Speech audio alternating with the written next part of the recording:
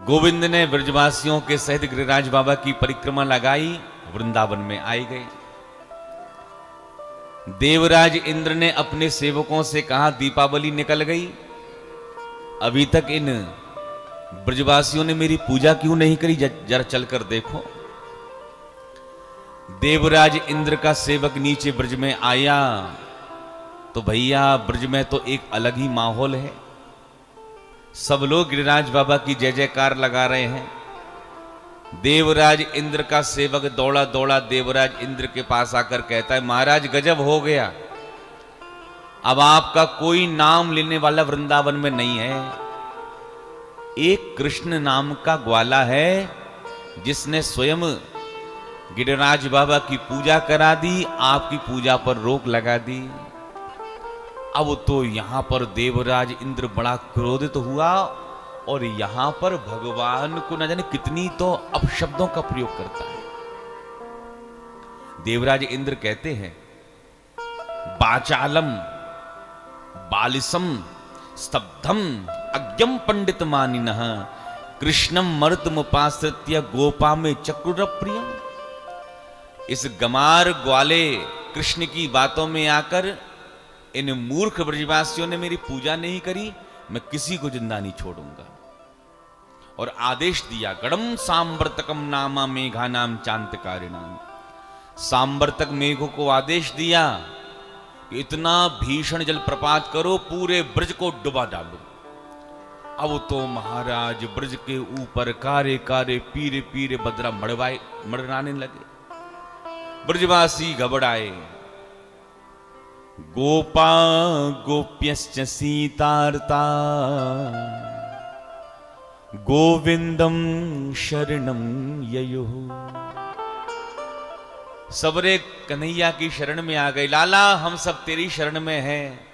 देख भैया, देवराज इंद्र हमसे नाराज है गयो, कैसे कैसे काले काले पीले पीले बादर है रहे। तो गोविंद कहवे लगे, देवराज इंद्र नाराज है गो तो मैं क्या करूं। ब्रजवासी कहवे लगे, दारी के तू ना करेगो तो और कौन करेगो भैया, हैं? तेरी बातन में आके तो हमने देवराज की पूजा पर रोक लगाई और गिरिराज की पूजा कराई, और तू कह रहे हो कि कहा करेंगे। लाला कृष्ण कृष्ण महाभाग त्वन्नाथं गोकुलम प्रभो त्रातुमर्हसि देवान्नः कुपितात भक्त वत्सलः।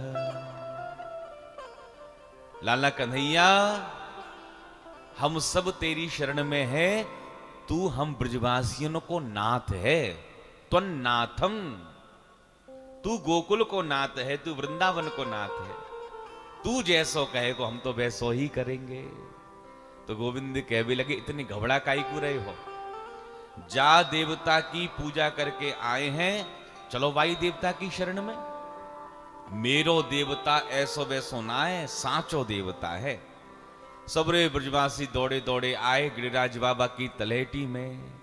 गोविंद कहवे लगे, ऐसे काम ना चलवे वारो, पहले गिरिराज बाबा की पूजा करो, उनको कीर्तन करो। सबरे ब्रजवासी प्रेम से गायवे लगे, गिरिराज धरण हम तो तेरी शरण, गिरिराज धरण हम तो तेरी शरण, गिरिराज धरण हम तो तेरी शरण, हम तो तेरी शरण, हम तो तेरी शरण, हम तो तेरी शरण, हम तो तेरी शरण, गिरिराज धरण हम तो तेरी शरण, गिरिराज धरण हम तो तेरी शरण। सबरे ब्रजवासी महाराज जोर जोर से कीर्तन करवे लगे। तो गोविंद कहवे लगे, सुनो ब्रजवासियों, मेरे देवता ने मेरे कान में कछु कह दई। ब्रजवासी कहवे लगे, भैया तेरे देवता ने मैं तेरे देवता ने कान में कहा कह दी। तो गोविंद कहवे लगे, मेरो देवता कह रहे हो है जाना पानी बरस रही होए तो भैया मोकू उठा के छाता बनाए लियो। ब्रजवासी तो घोचक्के से देखते रह गए और कहवे लगे, अरे लाला या पानी से तो बच लेंगे, और भैया ये पर्वत अपनी ऊपर सरक गए हो ना तो दारी के एक ना बच बिगाड़ो, या मैं दब लेंगे सबरे। तो गोविंद कहवे लगे, मेरो देवता बड़ो ही चमत्कारी है, सांचो देवता है, और देवता मदद करेगो, देवता हल्को है जाएगो। चलो चलो पर्वत को उठाओ। और शुकदेव महामुनि श्रीमद् भागवत में बड़ा प्यारा भाव दे रहे हैं कि भगवान ने गोवर्धन पर्वत को कैसे उठाया। शुकदेव जी कहते हैं, इत्तित्वैकेन हस्तेन कृत्वा गोवर्धनाचलम् दधार लीलया कृष्ण छत्राकमिव बालिकः। जैसे छोटे छोटे बच्चे बरसात में कुकुरमुत्ता उखाड़ कर खेलते हैं, आपने देखा होगा जब पानी बरसता है तो छोटे छोटे छाते जैसे जम जाते। तो जैसे बच्चों को उन उन छाताओं को उखाड़ने में कोई श्रम नहीं लगता, उसी प्रकार भगवान ने खेल खेल में, हंसी हंसी में, परिहास परिहास में एकेन हस्तेन दधार लीलयामास, एक हाथ से महाराज गोवर्धन पर्वत को उठा लिया। भागवत में आया है एकेन हस्तेन, एक हाथ से उठाया। लेकिन अन्य शास्त्रों में ऐसा भी आया है कि भगवान ने कनिष्ठ उंगली से पर्वत उठाया। जो हाथ की सबसे छोटी वाली उंगली होती है इसको कहते हैं कनिष्ठ उंगली, कनिष्ठ उंगली से पर्वत उठाया। लेकिन हमारे ब्रज के ब्रजवासी तो और बढ़िया भाव देते हैं। वो कहवे लगे, सुनो भैया, ना तो हमारे गोविंद को, कन्हैया को हाथ लगावे की आवश्यकता पड़ी, ना अंगुरिया लगावे की आवश्यकता पड़ी। हमारे, अरे भैया, हमारे लाला ने तो अंगुरिया को जो नाखून हुए ना वाई पे पर्वत उठाई लियो हतो, नख पर गिरवर लीनो था, नाखून पे ही महाराज पर्वत को उठाई लियो।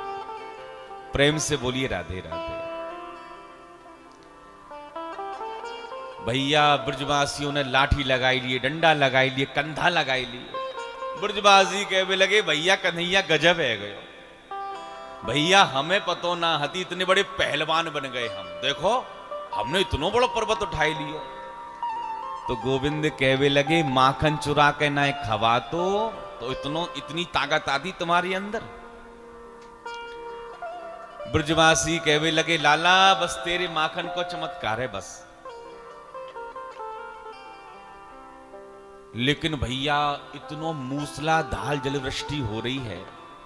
मूसलाधार को मतलब समझे, मूसल के समान मोटी मोटी बूंदें पर्वत के ऊपर गिर रही है, मूसल के समान।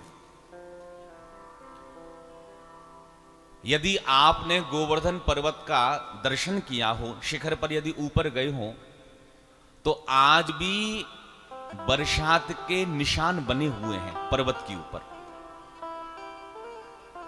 अब विचार करो, द्वापर में जब गोविंद आए तो कितना जलप्रपात किया देवराज इंद्र ने, तो आज भी निशान बने हुए हैं। मूसलाधार जलवृष्टि हो रही है पर्वत के ऊपर। भैया 4-5 दिन है गए, पानी बंद होवे को तो नाम ही ना ले रहे हो। ब्रजवासी कहवे लगे, लाला कन्हैया एक बात कहें, बुरो मत मानियो बस। हाँ कहो कहो। ब्रजवासी कहवे लगे, लाला हम तो कुछ 4 दिन आते देख रहे हैं, तू या नेक्सी अंगुरिया है या पर्वत में यूं चिपकाए भयो है। लाला तेरी अंगुरिया में दर्द ना भयो का? देख भैया कन्हैया, हमारे कंधा में दर्द होवे लगे जाए, डंडा लगाए दें, नेक आराम कर ले, थकान दूर है जाए, फिर से अपनो कंधा लगाई ले। लेकिन तो को देख रहे हैं 4 दिन आते या अंगुरियां को नहीं यूं चिपकाए भयो है या में तेरी अंगुरियां में दर्द ना भयो। देख लाला, अंगुरियां में दर्द हो रहे हो है तो प्रेम से आराम कर ले, हम पर्वत संभाले भय हैं। तो गोविंद कहवे लगे, अच्छा ब्रजवासियों एक बात बताओ, मैंने यदि अंगुरिया हटाई लई तो तुम पर्वत संभाल लियोगे? ब्रजवासी कहवे लगे, दारी के तो का माटी के मधुकरा यूं ही लगे भाई, ज्यादा बातें मत बना, समझ गयो, चल तू आराम कर। तो गोविंद कहवे लगे, संभालो पर्वत को। और महाराज नेक अंगुरिया गोविंद ने नीचे करी, इतने में तो महाराज पूरा पर्वत डगमगा गया। सबके लाठी डंडा महाराज चटकते चले गए, पसीना छूट गए ब्रजवासियन के। अरे भैया कन्हैया बचइयो बचइयो भैया। भगवान ने पुनः पर्वत यथा स्थान किया। एक ब्रजवासी कहवे लगे, भैया नेक नीचे आयो तो डंडा टूट गए। दूसरों कहवे लगे, नेक कसर बची थी, नेक नीचे और आ जाता तो कंधे चटक जाते आज तो अपने। या को मतलब या कन्हैया की नेक सी अंगुरिया पे पर्वत रखो है का? अब डंडा तो टूट ही गए थे, चलो चलो अपने कंधा हटाओ। और जो ब्रजवासियों ने कंधे हटाए तो क्या देखा, पर्वत ज्यों का त्यों रखा हुआ है। ब्रजवासी हक्के बक्के रह गए। अरे भैया असली पर्वत तो अपने कन्हैया ने उठा रखो है, हम तो माटी के मधुकरा यूं ही लगे भैया यहाँ में। सबरे ब्रजवासी दौड़े दौड़े नंद बाबा के पास आए। को सप्ताहायनो बालः क्व महाद्रिविधारणम् ततो नो जायते शंका ब्रजनाथ तवात्मजे। बाबा नंद आज तू सांची सांची बता, ये तेरो ही छोरा है ना कन्हैया? नंद बाबा कहवे लगे, भैया मेरे ना समझो तो कौन को समझो? ब्रजवासी कहवे लगे, बाबा हमारे कुल खानदान में बड़े बड़े पहलवान भये, लेकिन या कन्हैया जैसो पहलवान आज तक ना भयो। यानी 7 वर्ष की आयु में 7 कोस के गोवर्धन को 7 दिन 7 रात उठाई लियो। बाबा ये साक्षात भगवान है, आज हम या को पहचान गए। तब नंद बाबा एक गुप्त बात बताते हैं। नंद बाबा कहवे लगे, सुनो ब्रजवासियों, एक गुप्त ऐसी बात है मैंने आज तक काऊ से ना कही। एक बार श्री गर्गाचार्य जी महाराज हमारे घर में आई गुप्त विधि से, और गर्गाचार्य जी महाराज ने नामकरण किया कृष्ण बलराम को। और जब गर्गाचार्य जी महाराज वापिस मथुरा की ओर जावे लगे तो मुंह से कहवे लगे, सुन बाबा नंद, ये तेरा छोटो वालो जो छोरा है ना, नारायण समो गुणई, नारायण के समान गुण वालो होएगो, बड़ो पराक्रमी होएगो, साक्षात नारायण की कृपा या के ऊपर रहेगी। तो भैया मैं तो अपने कन्हैया में साक्षात नारायण की कृपा मानूं, ये भगवान तो बिल्कुल ही ना है। लेकिन ब्रजवासियों के मन में हो गया, श्री कृष्ण साक्षात परमात्मा है, साक्षात भगवान है। देवराज इंद्र कहता है, इतना पानी बरसाओ कोई जिंदा ना बच पाए आज। मेघ कहते महाराज जितना पानी था सब उड़ेल दिया। देवराज इंद्र विचार करने लगे, जब इतना सारा जल प्रपात हुआ है ब्रज में, फिर तो बाढ़ आ गई होगी ब्रज में। और जो ही देवराज इंद्र नीचे देखने के लिए आया तो क्या देखता है, ब्रज में तो भैया धूल ही धूल उड़ रही है, पानी की एक बूंद ब्रज में नहीं है। समझ गए देवराज इंद्र, श्री कृष्ण साक्षात परमात्मा है, साक्षात भगवान है। मेघों को भगाया, बदल साफ हुआ, बरसात बंद हुई। गोविंद कहवे लगे, सुनो ब्रजवासियों, देवराज इंद्र को क्रोध शांत है गयो, चलो चलो पर्वत से बाहर निकलो। और जिस प्रकार भगवान ने पर्वत उठाया था उसी स्थान पर गिरिराज पर्वत को दोबारा स्थापित कर दिया है।